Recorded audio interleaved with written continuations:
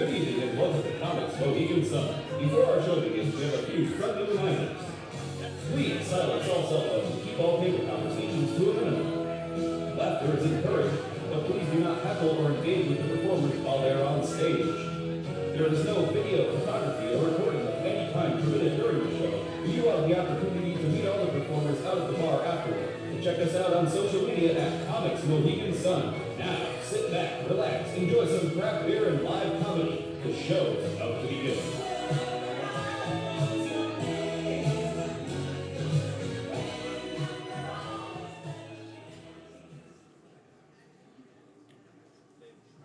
All right, Comix Mohegan Sun. How's everybody doing out there?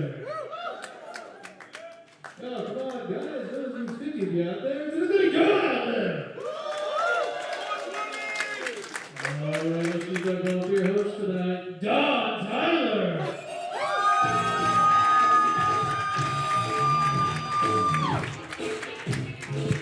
What is up? Come on, I need more energy than that. I know it's fucking 10 o'clock and everybody is tired. But I just finished closing a 2-month production of Blythe Spirit yesterday, and I'm exhausted. So if I have to be here and do this shit, you have to be here too. So let's hear it again. How y'all doing? There you go. Happy 420, people. I usually make it a rule not to be stoned or drink when I'm on stage, but halfway through the show, I'm probably gonna take an edible and be kicked in right on time for when the show is over. I love weed. I have been in love with weed since 1992. And I know for a lot of you that's like a long time ago in a galaxy far, far away, because most of you weren't even born yet. But I love weed. And in the summer of 1992, it was like I became a woman for the first time. Because all my friends in high school would be smoking. I never smoked. Because if my mother found out that I was smoking weed, she would have beat my ass. She's over there in the corner. That's one scary white lady over there. We had a paddle on the wall in the kitchen. Nice decorative, it's all pretty. One side said Dawn's side, the other side said Gino's side. Because my brother's a dumbass and never understand the concept of consequences. Like, if you go put firecrackers on the lady's door next door so that her cats go insane, because she's got like 24 cats in her house, Mom's gonna find out and she is going to beat your ass. So when she used to warn me about smoking the devil's lettuce, that it was gonna burn out all my brain cells, I wasn't trying to fuck around and find out. Until June of 1992, when I fucked around and I found out, you're full of shit, Susan. That shit is delicious. Who's in here who's real high right now? Like on a scale from 1 to Snoop, how high are you? 5. 5 for me is faded, so that's pretty good. Snoop is like if you got a finger, you cut your finger and you're like, oh, I'm gonna need a Band-Aid. Like that's how high I like to be on the end of a good 420. Like I'm seeing shit. I've got cotton mouth. It's the best. That's when you know you're really high and like, and I start singing this song. Have you ever been so damn high? You're tasting sand and you don't know why. Your mouth's like a desert and your throat is dry, well, bitch, you got cotton mouth. Cotton mouth. Cotton mouth. If you could drink all of Niagara Falls, bitch, you got cotton mouth. Thank you. You can applaud for that. I just wrote that shit today because I thought it was funny.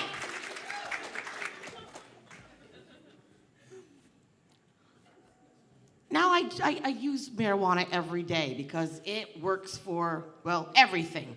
My arthritis, my headaches, whatever, it's a master drug. So now I make oils and I put it in my food because an arthritis flare-up, like, I can't roll. It also makes hand jobs very unpredictable. I'm so sorry, babe. Like, I had to make him sign a waiver because I almost ripped his dick off one time. He was just like, I can't help it. He's like, and I'm like, No more of those. So, a couple of months ago, I was here performing in a contest to host the show, and I tied with somebody, and so we both got spots. So I'm really happy to be back here because this place is a very sentimental place for me. This is the first place I ever met my husband. I know, right? Aww. Don't say aw. I bought him used. Like, he was married before. He used to be the doorman here, and I was here watching a show, and in between the show, she's laughing because she knows this fucking story. I just had to go pee. And I'm walking out, like looking which is the shortest distance, and then there's a little tap on my shoulder, and he goes, "Excuse me, miss, you are so beautiful. I just want to hold you for like 4 hours." Aww. No, I was in my bad bitch phase. Like, I was getting hit on all the time, and I'm like, fuck, I can't even take a piss without some idiot hitting on me. Like, what the fuck? Whatever. So I turned to him and I said, "I think it would be a little more than just holding, and I'm not sure you could handle that. What you should have done is asked me what my name was and proceeded to pivot and walk the other way." And in about 3 seconds, all of a sudden I hear, "But what's your name? What's your name?" A few months later, we started dating and got married that August. Because when you find a chocolate unicorn, you hold on to that shit.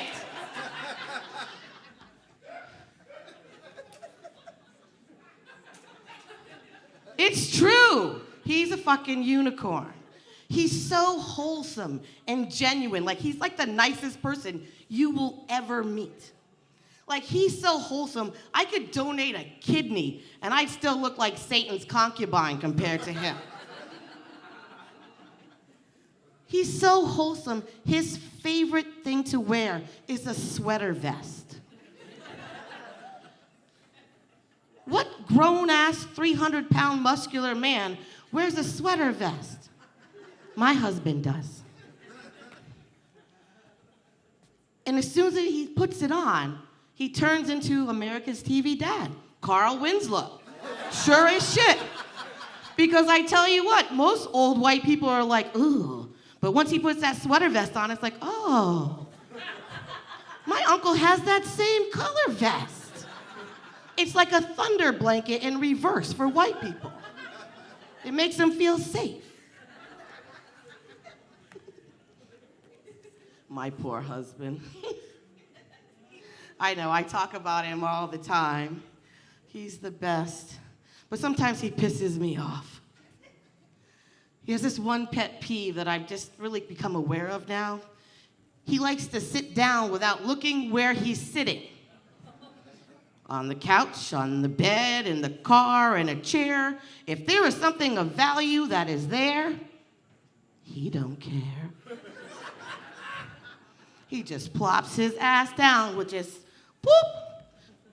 He lost his phone for 2 hours the other day. It was up his ass. And men, can I ask you, what the fuck is going on with your pants? Like, as soon as he sits down, they just like slide off. And like, they'll be like down to here and his whole ass is out. Like, I want to get one of those covers my mom has for the dog. You have to disinfect that fucking phone. Are you kidding me? He's also addicted to food porn. For 20 minutes, he's in the toilet looking at TikToks of Crazy Karen, the keto lady, making cake with 2 ingredients. So instead of yucking his yum, I went and got a box of donuts, and I said, hey, babe, what if I warm these donuts up, and I put them on your dick, and I give you some head? He looked up and went, huh? Bet, here I go. I warmed them up 10 seconds, tested around for the heat, because, you know, we don't want a burn victim. Come back in there and go to business. I don't even let him take his pants off because we don't normally eat in bed. So it was like a tablecloth. And I'm going to town. And about 3 minutes in, my head is feeling heavy. Like he's got his hand on my head. But I know he won't do that because I fucking hate that shit. I'm the captain now. You don't get to tell me how many pumps in a bump. Fuck that. I'm over here fake gagging. And I realized that the warm glaze from the donut has now become glue. And my face is stuck to the donut, and I can't get the donut out my fucking face. This is how sex sent me to the ER starts. And as I'm trying to pry the glue from my nostrils so I can at least get some breath in, he's just like, oh, so unaware, like, donut, donut. I'm like, fuck, what am I gonna do?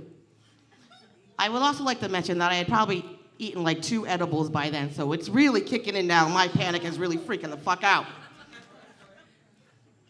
I hear this voice in my head. It sounds like my great-grandmother. And she's like, honey, you know what to do. Just like Grandma used to. And I realized what I needed to do. My hands flipped out and I started churning the butter, and I'm churning and churning and churning and churning, and all of a sudden it popped off. And all of a sudden, I hear my husband sounding like Luther Vandross, like, whoa!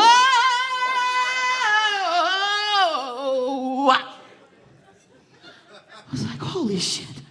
I get up, I go to the mirror, I'm all fucking glossy, like I had some chemical peel, and just like, there's just donut grease and glitter and all kinds of shit. I'm like, yeah, babe, that was pretty hot, huh?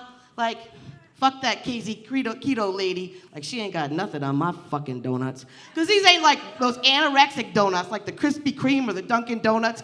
No, this shit is from the Baker's Dozen down the street that still makes real fucking donuts. The ones that you eat on Sunday and you burp on Thursday and you can still taste that bitch because it takes 4 days to digest.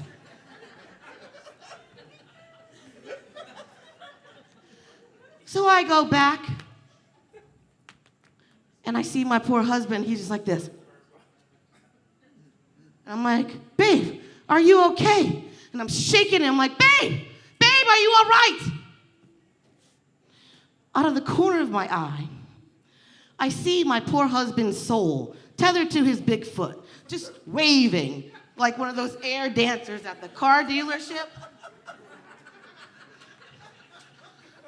I look at it, I'm like, oh shit.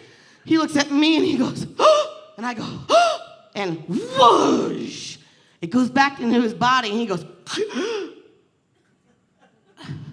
and he looks dead at me and he goes, I would fucking kill somebody for you right now. That's what makes him a fucking unicorn. Where are you fellas from? Where in Rhode Island? Oh, you're here to see my buddy Kyle, huh? I perform with John Parada and Kyle. We got a very exciting lineup for you guys. Are we ready to turn this up? All right. Our next performer usually has